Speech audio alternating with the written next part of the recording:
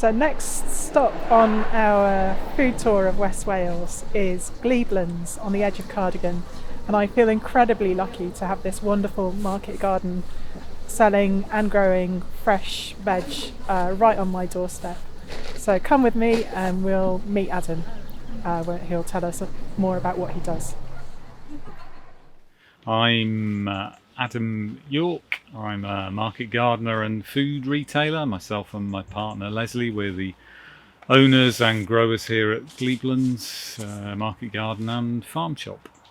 And is it good growing country here?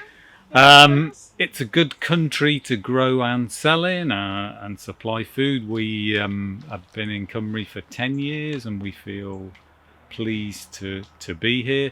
This particular site is difficult marginal land for vegetable production, although it has quite a long history of crop production and feeding the population of Cardigan and the port and the surrounding area, but it is north facing heavier land. It wouldn't be perhaps the ideal place to produce veg, but it's an excellent place to be near to your community, physically close, psychologically feeling like you are part of the market you are serving. So it's a mixture of points, but it's a place that we're very pleased to have been welcomed into and to be part of. And it feels like spring already inside the tunnel. And there's just such a lot going here, I can see already. How is the seasons generally? What's it like? Well, I mean, all of the UK and most of the world now has more volatile weather conditions, and most growers are very aware of that.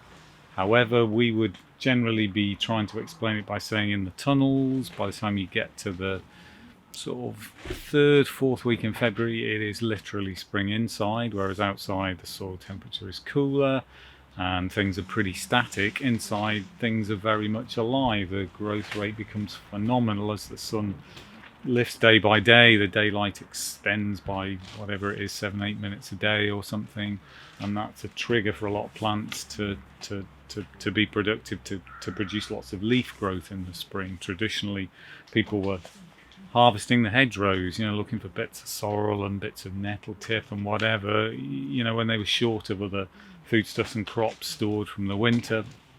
The tunnel is really a technique to exaggerate that massively and turn that leafy growth into some volume that can feed a lot of people.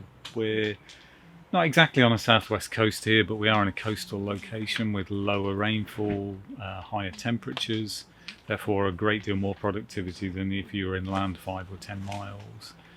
Particularly in southwest Wales, south of here, and southern Cornwall, Devon, other little fringe coastal bits of the UK, they were extremely productive places historically, and they still are. We're not making great use of them, but we could be.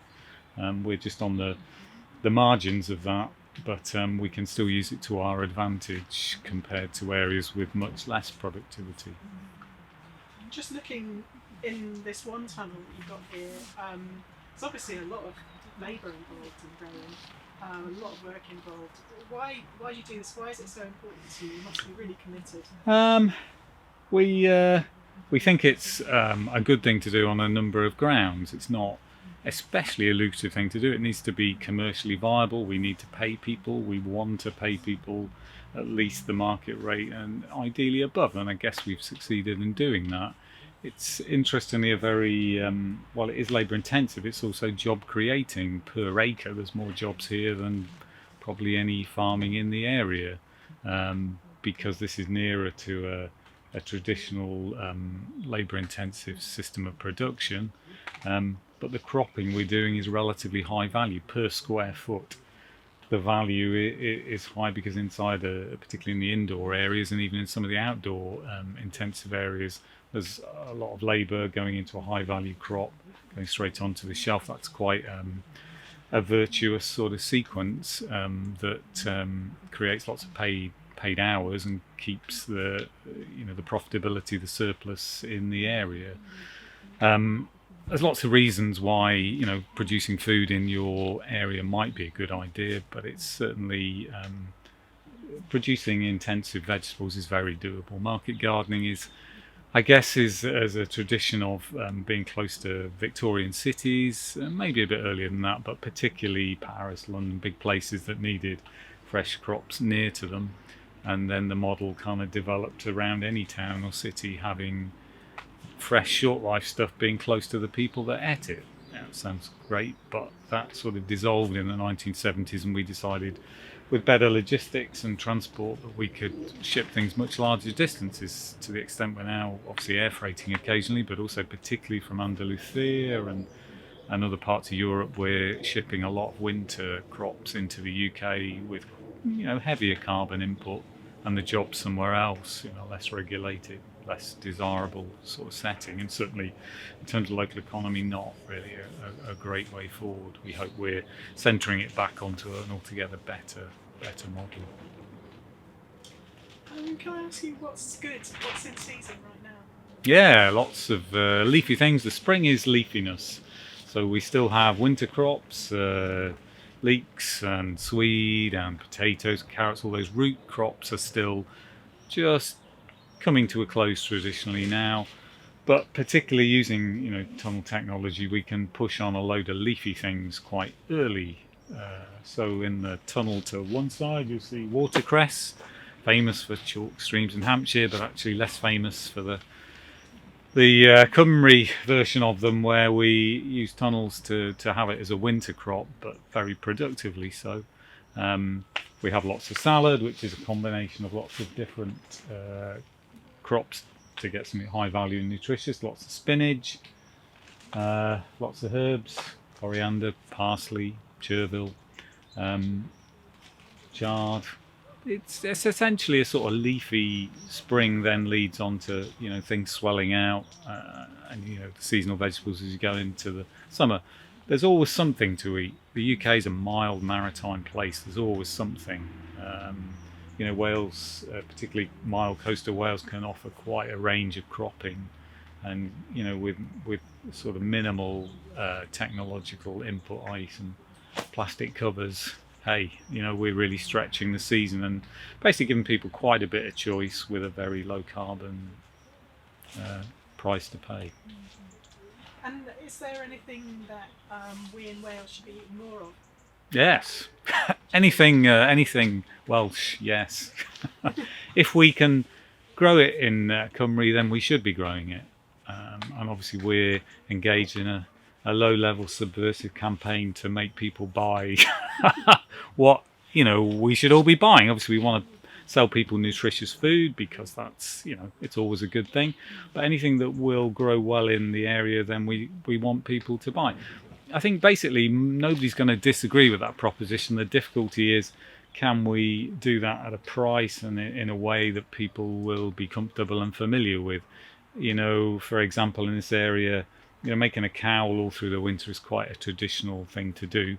The subtleties of what goes into the cowl is different with every household, but nonetheless, if we can persuade people to stick to to root veg and leafy crops from the area, then that is a better cowl in all sorts of ways, whether it's nutrition, economics, the satisfaction of seeing other people in your area grow them. That's the message we're constantly at. The immediate challenge is we have to sell competitively against Tesco's and Aldi and other sellers in the area, and we have to deal with conventional expectations at times, which may not always be tuned into the necessarily best outcome. But essentially, the public is with you, but you've still got to get across the bridge of the terms and the price that they're familiar with, and the wider culture. We're a tiny sector of the UK food market, and it's quite a polarised, extreme food market by international standards. I'm just thinking about cowl. Traditionally that would be lamb or maybe beef in a cowl stew. In terms of protein, what good alternatives are there? It's an interesting question. I mean, I always think of it's like the Henry VIII question, isn't it? Where, perhaps in Cymru people were very pleased to see the Tudor dynasty. In some ways, there was quite a buy-in to that. But in terms of food aspiration, and poorer people wanting access to better foods, a bit like the white bread, brown bread thing. Do you want whole grain, or do you actually want the thing everybody aspired to, a well-milled, white light loaf? People aspired to that kind of roast beef vision, didn't they? Because you needed to be incredibly wealthy to eat like that. Most people rarely ate meat. You wouldn't have slaughtered animals, you wouldn't have overwintered animals in most situations. That was not the practice. And in fact, most people survived on much cheaper protein. They still needed to eat a fair bit of protein. Certainly in this area, in many areas of Wales, or broad beans far from the fava, which is the protein source across the Mediterranean, across half the world effectively, was actually the protein source in a lot of people's meals. If you were eating cow or a lot of meals, that might well be the cheap source of protein available to everybody. Everybody could produce that in their own garden or rough, relatively, mediocre land. The secret that perhaps we have either lost or not rediscovered in certainly all areas of the UK, and Cymru included, is that many people cook with field beans, fava beans, broad beans in ways that are far more innovative than we are here. I mean, falafels arrived all over the UK, but most falafel in the Middle East is made from field beans grown in East Anglia, combined and shipped out from East Anglia to Egypt and other North African countries, and in this case then shipped back into the UK quite often. Not surprisingly, some UK farmers have begun to think, actually, there may be something wrong with that plan and we need to do better with it. If you go to Sicily, they do a dish, the name of which I can't remember, where they always effectively puree broad beans. They de-skin them because that's actually the rough cellulosey bit. And they make a great sort of traditional thing. That's one of the more sophisticated food cultures on the planet, but they don't have a problem at all with eating field beans. I think they're great. Sometimes people here are still sort of hooked up on that Henry VIII, I'm just going to have a gargantuan meal because I can afford it. Culturally, that's progress. I've arrived, if you like, whereas obviously the health cost of that, has been serious. We have a serious degenerative disease problem in many areas of the UK. So protein's an interesting question. Protein from beans, as in fixing nitrogen, most of which is all around us all the time. 80% of the air is nitrogen, that can actually fix it in the soil and you can eat it. That's a pretty small, efficient loop. How we generate protein, how we cook it and make the best of things that aren't inherently flavoursome is quite a big question for our times. We need to get a lot better at it fast, and it's within our grasp to do so. When I go into the farm shop, I see that you're not just selling what you grow here, but also produce from lots of other local growers, people processing, making sauerkraut, that kind of thing. Can you tell me, why are you doing that? Is it good for your business? Well, there's a number of answers. One is that we need to have a wide enough offer to get people through the door, and the greater the percentage of somebody's vegetable or grocery spend you have, then obviously the more reason they have to come through the door, and the less reason they have to go to Aldi or Tesco. So pragmatically, we need to do it. We want to do it because we do have a few other growers in there. No, we don't have a great regional plan. We could do, but so far, Horticulture in Wales, we grow cooperations week, but it's getting better, we hope. Also, there are crops it's never going to be a good idea to grow in the UK. So Cardigan Port, people were shipping citrus, oranges particularly, into it.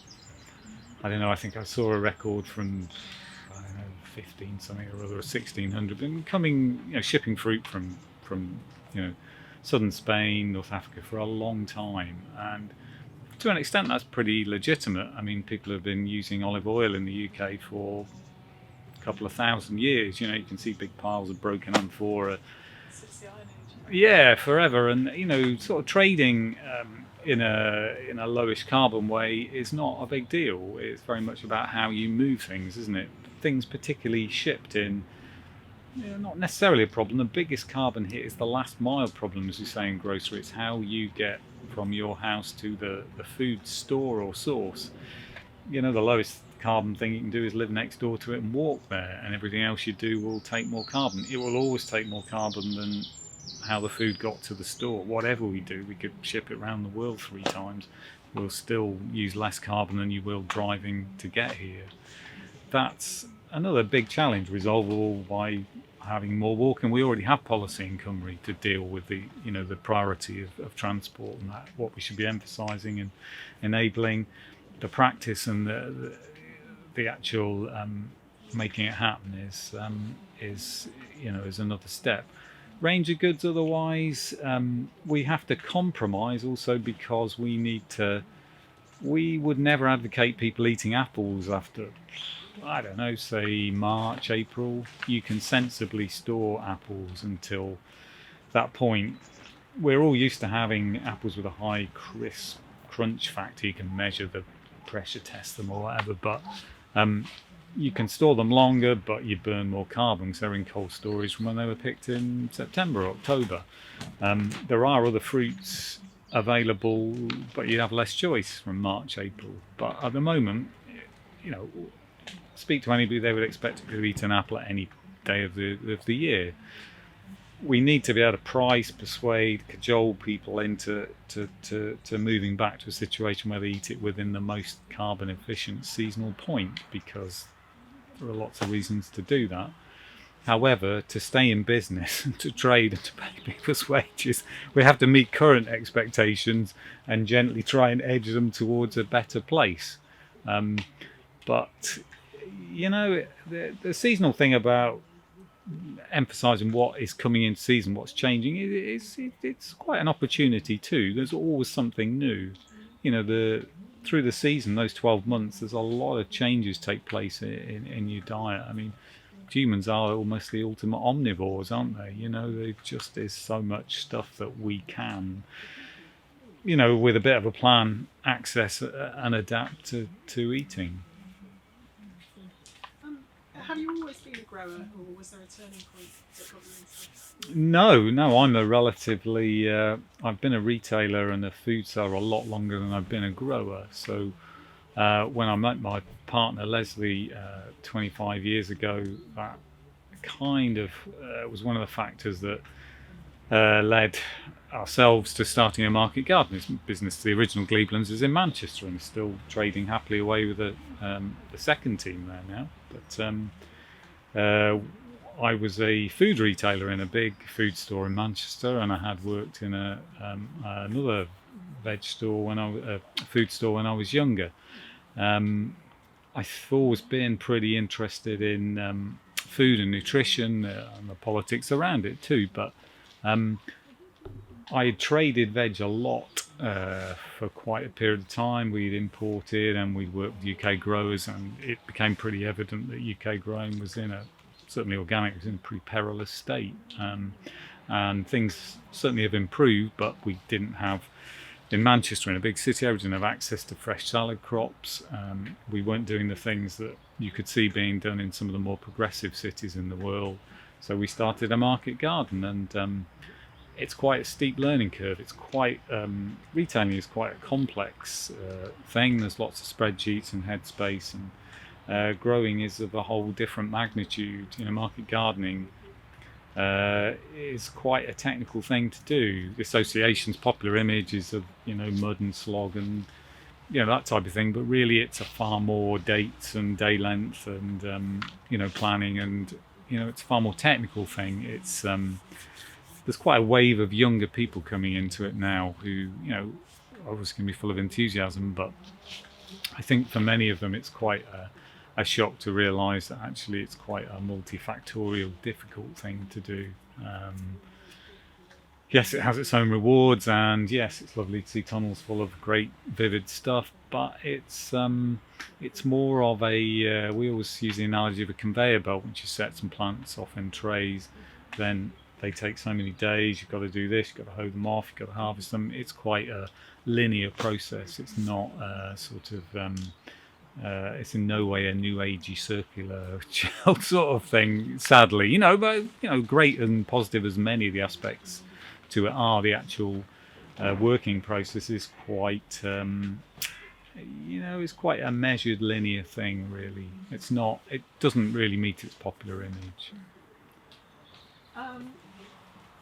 Yeah, I was going to actually wanted to say thank you for what you've done here over, is it 10 years? Yeah, 10 years here. And what a difference that's made to the quality of the food that we own. Many people I know now, Gleeblands is their weekly shop.